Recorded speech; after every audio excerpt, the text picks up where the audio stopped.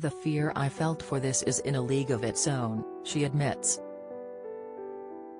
It was a feeling of dread. The 2 nights before the first live show I couldn't sleep. I was terrified. I have been scared before. Margaret Thatcher was a huge one, and then I presented Central Weekend, which was a big, live debate show, which I'd always wanted to do. I was nervous and I can remember pacing up and down beforehand, but those things are in my line of work, whereas Strictly Come Dancing is completely outside my expertise.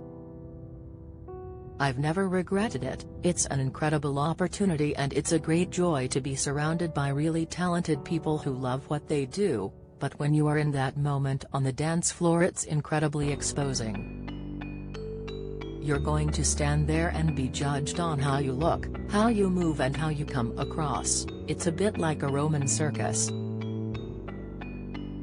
Despite her fears, Kaye and partner Kai Widdrington danced a sultry tango that turned them 21 points on the leaderboard, including a surprise 6 from notoriously difficult-to-please judge Craig Revel Horwood. Before the show, Kaye, 59, was dreading Strictly's sexier dances and being given the tango as her opening routine did not help. I was waiting on stage, standing in my dress with my fake drink thinking, oh my god, this looks like grab a granny night. She laughs. But my worries don't stop me going out. I'm a confident person and I'm not looking to seduce anyone. It's not really a set of skills that I need at this point in my life. It's left to Kaye's partner, Kaye, to ease the dance out of his nervous partner. He says, she was absolutely petrified, but you have to remember that Kaye has never danced in her life and she was about to do something in front of 10 million people, so I understand the nerves. It took a lot of courage, so for me it's a case of building up her confidence and making her believe that she can do it. And she's so determined. I don't think I've seen this level of perseverance from anyone I've taught before. We're supposed to start training at 10 a.m. and she gets there at 9 a.m. to get in an hour's practice before I arrive. Even though she puts herself down in a humorous way, she really does try hard. This week Kaye and Kai are dancing at Charleston. But while it's Kaye's favorite dance, the training has been even tougher and on Thursday evening she noticed a bruising on her ribs during a challenging lift and headed to the Strictly physio. Meanwhile her right shoulder and right leg have both had to be strapped this week. Kaye says, I felt pain doing a lift and was sent to see the physio. Apparently, I've strained my intercostal muscle. I'm wearing tape across my ribs because I think it looks really cool. I don't think it's actually doing anything, I just quite like to think of myself as an athlete. The pair are hoping that the injury won't affect their performance on the night. Kai promises, we're throwing everything at it. There are lifts, she'll be thrown around the room and she's smacking my bum. Expect nothing short of Cirque du Soleil meets Strictly Come Dancing. It will be the wow moment of the evening. Calm and cheerful and with a self-deprecating sense of humor, Kaye has been a popular presenter on our screens for decades. She's been a panelist on Have I Got News for You, took part in both Celebrity MasterChef and Celebrity Mastermind and recently launched her own podcast How to Be 60, where she interviews a host of celebrity guests on their attitudes to aging. But it is Loose Women, the show she joined at its launch in 1999, for which she is best known. I absolutely love Loose Women and I'll stay as long as they'll have me, she says. I've been there 22 years. If I didn't like it, I'd have walked away years ago, but it's part of who I am. Dance isn't part of who Kaye is, however, and by her own admission she's barely set foot on a dance floor since she was 5, when a dance teacher branded her kipper feet and asked Kaye's mum to remove her from the class. She credits partner Kaye with having instilled her with the confidence to try again.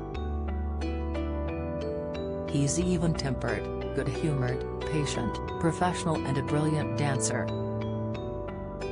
I really couldn't have wished for a better partner, she says. He does push me, he's not a soft touch, but he's never lost his temper. I do not know why. Maybe he does, maybe he goes to the bathroom and thumps his head against the wall, but he certainly doesn't let it show. Kaye lives in Glasgow with her tennis coach partner Ian and their 2 daughters, Charlie, 20, and Bonnie, 16, but she reveals they won't be in the Strictly studio audience watching her this weekend. They're too busy to come. She laughs. Ian's got a tennis final, Bonnie's got a party and Charlie is at university. We're really close and they're very supportive and enthusiastic, but they're not showbiz kids. Bonnie is at school, she's studying for her exams and like every other teenager she's more concerned about what party is on at the weekend. But they watched it on TV and they were impressed. They were prepared for the worst and girding their loins. Oh my god, what are we going to say to her if it's a disaster? So I think they were pleasantly surprised and thought that wasn't as bad as it could have been. When her Strictly journey ends, Kaye is planning to devote more time to her podcast and perhaps try any other new challenges that come her way. She explains, "My podcast How to Be 60 is the first thing I've done where I've taken ownership and that's a nice feeling. It's very much me. With television and radio, you've got management and all sorts of different people who have an opinion on what should and shouldn't go in the show, so it's nice to do something that I take control over. Apart from that, my main ambition at this age is very much not to get stuck. I don't want to be one of those people who do what they do because they've always done it.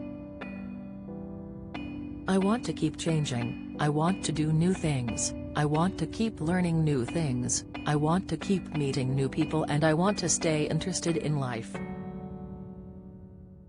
Meanwhile, however far she goes in Strictly, she says the experience has changed her for the better. "All those years I spent not dancing at weddings and parties and just standing at the bar saying, 'I can't dance', it was a waste," she reflects. "Because whether I could or couldn't dance, I should have just got up there and enjoyed it, like everybody else. I now realize that. So will Kaye now be the first to hit the dance floor whenever she gets the chance? Oh no, because everyone will expect me to do the bloody tango, won't they?" She laughs. "Can you imagine the reaction I'd get to that at a Glasgow wedding?"